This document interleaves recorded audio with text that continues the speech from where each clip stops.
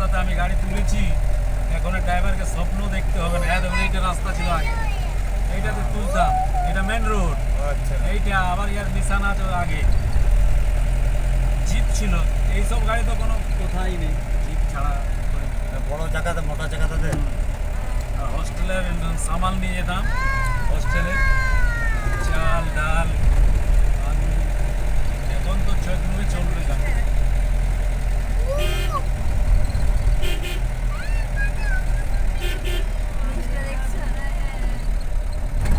নিচে উপর থেকে নিচে দেখা